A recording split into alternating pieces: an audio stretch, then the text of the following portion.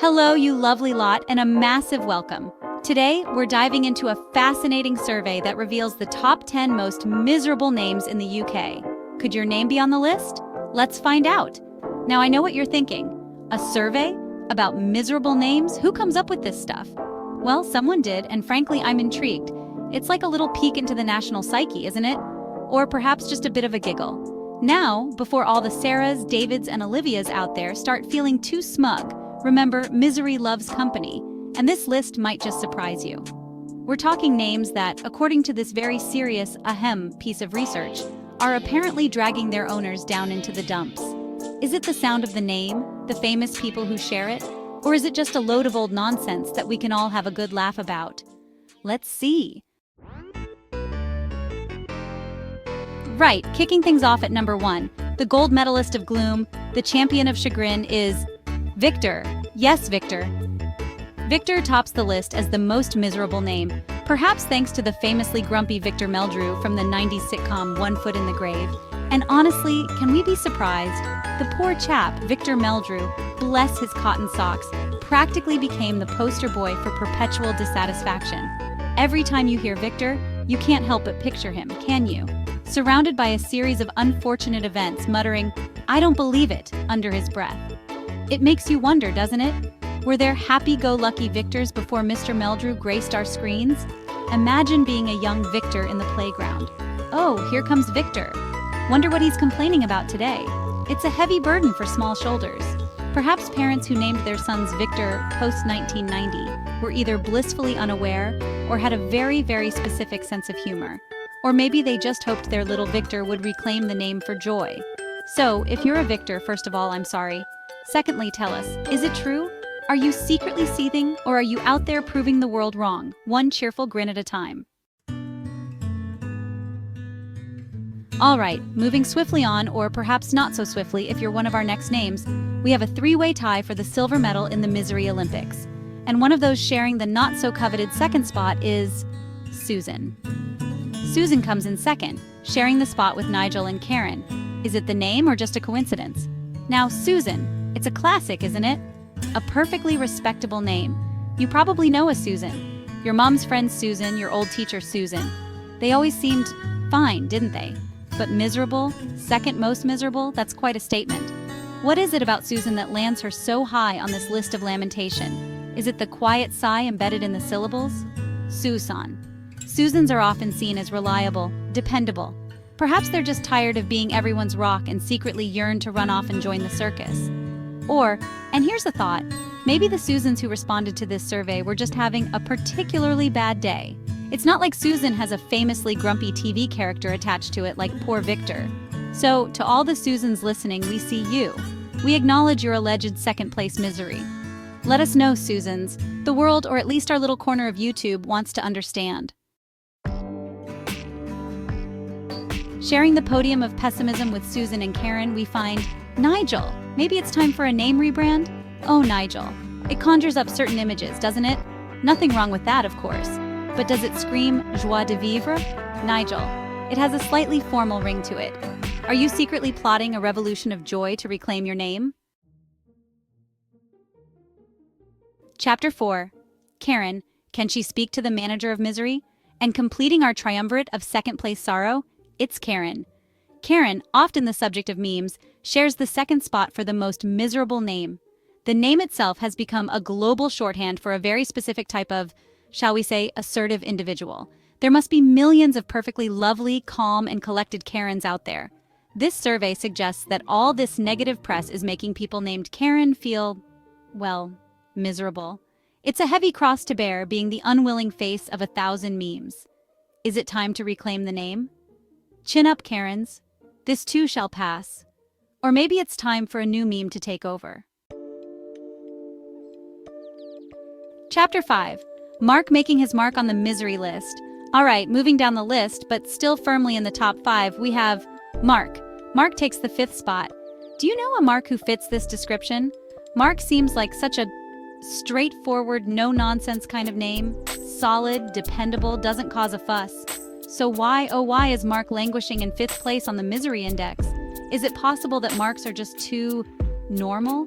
Too unremarkable to be truly effervescently happy? Are they the beige of the name world? Reliable? Yes. Functional? Absolutely. But exciting? Perhaps not. Chapter 6. Jeremy.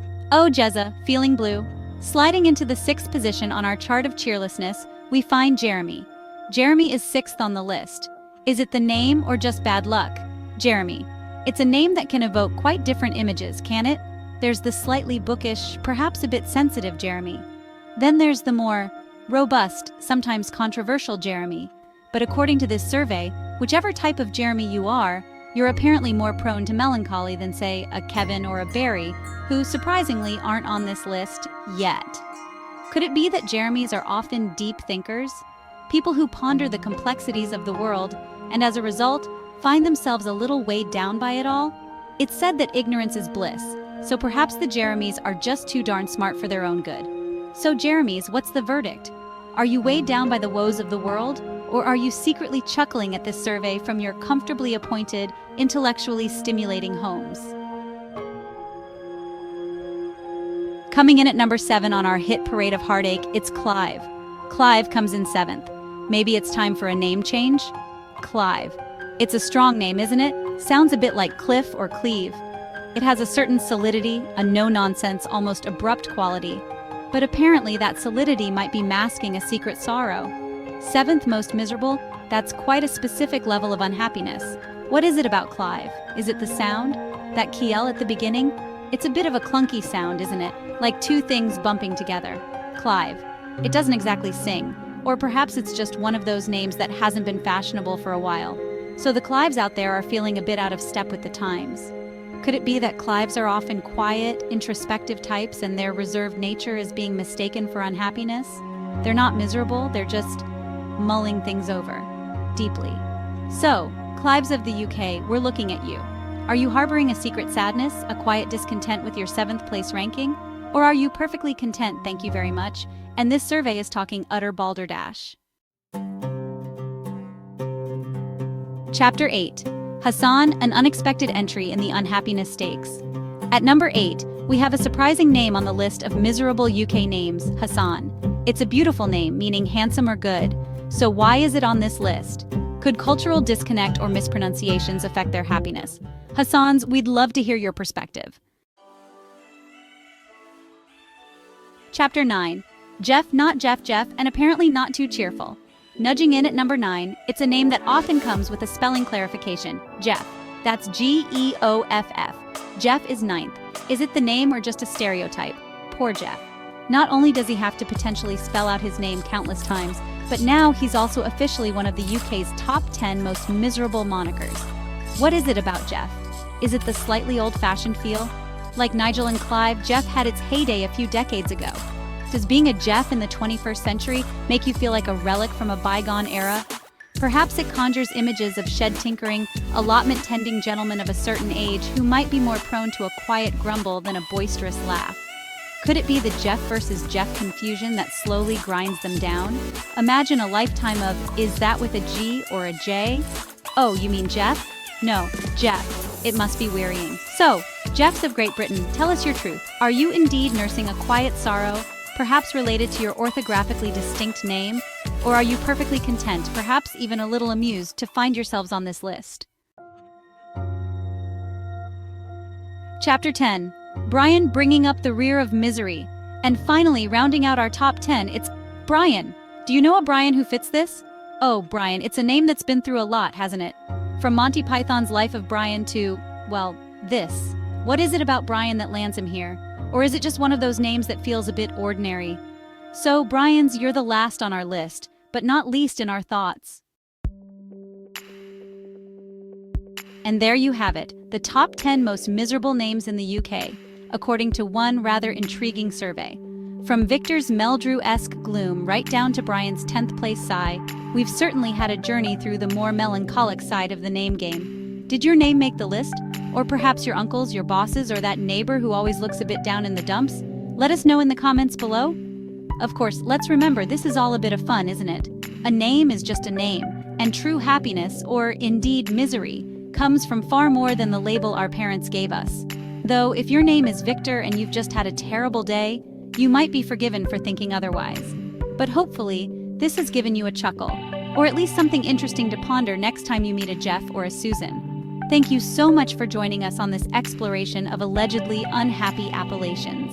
If you enjoyed this little dive into the quirks of names and surveys, please don't forget to like, share, and subscribe for more interesting content. So, until